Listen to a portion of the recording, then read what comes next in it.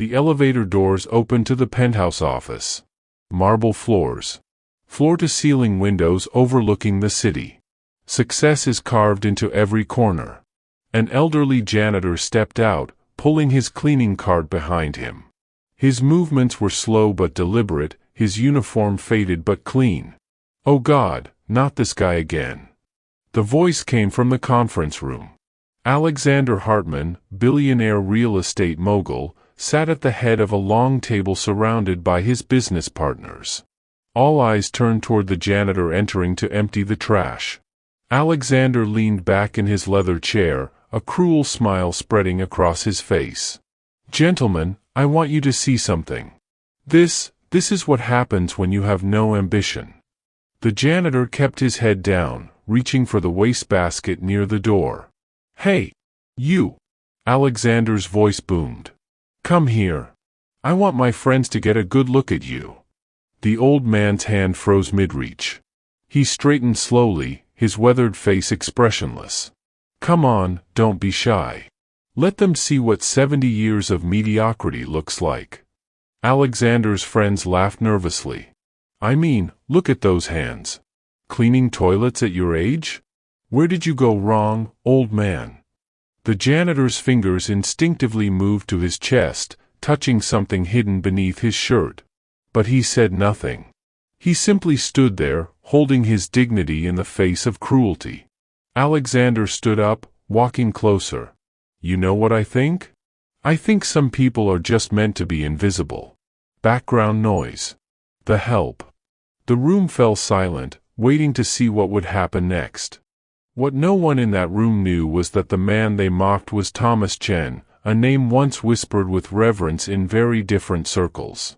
25 years ago, Thomas had been a decorated firefighter, a captain who'd led his unit through some of New York's darkest days. He'd carried children from burning buildings, pulled families from collapsed structures, and never once thought about the cost to himself. Until the cost became everything. A warehouse fire in 2008. 3 lives saved. A collapsing beam. 17 surgeries. A body that would never fully heal and a pension that barely covered medical bills after his wife's cancer treatment drained everything they'd saved. She'd passed 2 years ago. The house went to pay her final care. And Thomas, with hands that once carried the weight of lives, now carried mops and brooms. But he never complained. Every morning, he pinned a small silver medal inside his shirt, close to his heart, his wife's last gift to him, engraved with words she'd whispered in her final days, "You are still my hero." Marcus Wellington, 38 years old, had built an empire on apps and algorithms.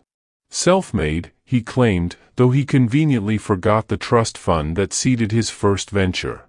His entire identity was constructed on the belief that wealth equaled worth, that success was morality, that poverty was a personal failure. He'd never known struggle. Never known loss. Never known humility. Tonight, that was about to change. "You know what," Marcus said, his voice carrying across the now silent ballroom, "I bet this guy never took a single risk in his life. Just punched a clock and wondered why he stayed poor." Thomas finally looked up. His eyes, though tired, held something deep and unshakable. "I took risks," he said quietly. The room went still. No one expected the janitor to speak. Marcus's smile widened. "Oh, he talks. Tell us then, old man. What's the biggest risk you ever took? Buying a lottery ticket?" His friend snickered. Thomas's jaw tightened. His fingers brushed against the metal beneath his shirt again, and for a moment, he was back in that warehouse, smoke choking his lungs, a child's weight in his arms, the ceiling groaning above him. "I risked my life," Thomas said, his voice steady now. "More than once." "Sure you did." Marcus pulled out his wallet, withdrew a $100 bill, and held it up. "Tell you what. You tell us one true story, one real moment where you were actually important, and this is yours. But it better be good, because I think you're full of—" "Marcus." The voice came from the back of the room. An older man in an expensive suit stepped forward, his face pale. Charles Wellington. Marcus's father. Dad? What are you? Be quiet. Charles's voice shook. He was staring at Thomas like he'd seen a ghost. Marcus laughed nervously. Dad, it's just a janitor. I was just. Look at his name tag, Charles whispered. Marcus squinted. The plastic tag read, T. Chen. So? It's just a... Thomas Chen. Charles's voice broke. Captain Thomas Chen. Engine Company 219. The $100 bill slipped from Marcus's fingers. The ballroom held its breath. Thomas's expression didn't change, but something flickered in his eyes. Recognition. Charles moved forward slowly, each step deliberate, as if approaching something sacred. His hands trembled. It's you, he whispered. After all these years, it's really you. Marcus looked between them, confusion cracking his confident facade. Dad, what are you talking about? But Charles couldn't speak. Tears streamed down his face. Thomas reached slowly into his uniform shirt and pulled out the silver medal. It caught the chandelier light, spinning gently on its chain. But there was something else, a small photograph, worn and faded, protected in a plastic sleeve. He placed both items carefully on the nearest table. The photograph showed a young firefighter in full gear, holding a small boy wrapped in a blanket. The boy's face was barely visible through soot and tears, but behind them, a building burned, collapsing in on itself. Charles picked up the photo with shaking hands. That's me, he whispered. I was 7 years old. The room leaned in, silent. My mother died in that fire, Charles continued, his voice barely audible. 3rd floor apartment. Electrical. I was trapped in my bedroom, smoke everywhere, couldn't breathe. Couldn't see. He turned to the crowd, tears falling freely now. This man climbed 3 flights through fire. The stairs were collapsing. His captain ordered him to retreat. But he heard me crying, and he came anyway. Marcus's face drained of color. He carried me out through a window, down a ladder, while the building came down behind us. He saved my life. Charles's voice broke completely. And I never found him again. I looked. For years, I looked. But there were so many fires, so many rescues, and I only knew his face from a 7-year-old's memory. Marcus stared at Thomas, seeing him, truly seeing him, for the first time. The worn uniform. The calloused hands. The scars visible on his neck and arms, marks of fire and sacrifice. The quiet strength in his posture, the dignity he'd maintained even through mockery. This wasn't failure. This was a hero who'd paid the price for his courage. You saved my father's life, Marcus whispered, his voice cracking. Thomas nodded slowly. I saved a lot of people. That was my job. Your job?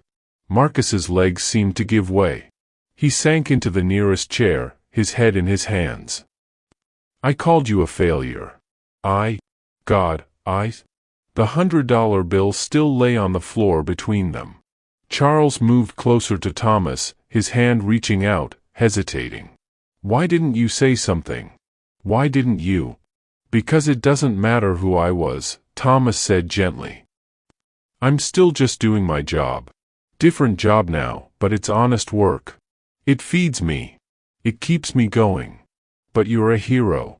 Thomas shook his head. I'm a janitor who used to be a firefighter. Both are just jobs. Both have dignity. The words landed like stones in still water, ripples of meaning spreading through the silent room. Marcus looked up, his face wet with tears. I'm so sorry, he choked out. I didn't know, but that's no excuse. I should never have. Thomas picked up his medal and photograph, tucking them carefully back into his shirt. You didn't know because you didn't ask, he said quietly. You saw a uniform and assumed you knew the whole story. That's the real lesson here. Marcus stood slowly, wiping his face. The arrogance was gone, replaced by something raw and real. Please, he said. Let me make this right. You shouldn't be working like this. You saved my father. You're a hero. Let me. I don't need charity, Thomas interrupted gently. I need respect. That's all any of us need. Charles stepped forward. Then let us give you what you've earned. Not charity, recognition. We have a foundation. First responders, people who've sacrificed. Please. Let us help you the way you helped me. Thomas studied them both. The father, whose life he'd saved. The son, whose pride had just shattered into something hopefully better. I'll think about it, he said finally. But right now, I have floors to finish. He moved toward his cart, but Marcus caught his arm. Wait. Please. Thomas turned. Marcus pulled out his wallet again, but this time he put it away. Instead, he extended his hand. Thank you, he said simply. For saving my father. For teaching me something I should have learned a long time ago. For your dignity. Thomas looked at the hand, then took it. His grip was still strong. You're welcome, he said. Use the lesson well. As Thomas pushed his cart toward the exit, the entire ballroom rose to its feet. Slowly at first, then building, applause filled the space. Not mocking this time. Reverent. Humbled. Thomas paused at the door, looked back once, and nodded. Then he was gone. Marcus stood in the center of the room, watching him go, and for the first time in his privileged life, he understood the difference between success and significance. The next morning, Marcus Wellington announced a $10 million initiative for retired first responders. Thomas Chen was named its first honorary board member, with full benefits and recognition. But more importantly, Marcus changed. He learned to ask before assuming. To listen before judging. To see the person before the position. Because that night, a janitor taught a billionaire the most expensive lesson money could never buy, that every person carries stories we cannot see, that dignity is not determined by wealth, and that true greatness is often clothed in the humblest uniforms. Never judge someone by the work they do or the clothes they wear. You never know what battles they've fought, what lives they've saved, or what courage beats beneath a quiet exterior. The measure of a person is not in their bank account, but in their character. And sometimes, the greatest souls shine brightest in the simplest places. If this story touched your heart, share it with someone who needs to remember that every person deserves respect, every job has dignity, and every quiet soul might be carrying a hero's heart. Like and subscribe for more stories that remind us of what truly matters, not what we have, but who we are. Kindness is seeing the human behind the uniform. Compassion is remembering that everyone has a story. And wisdom is knowing that true worth can never be measured by wealth alone.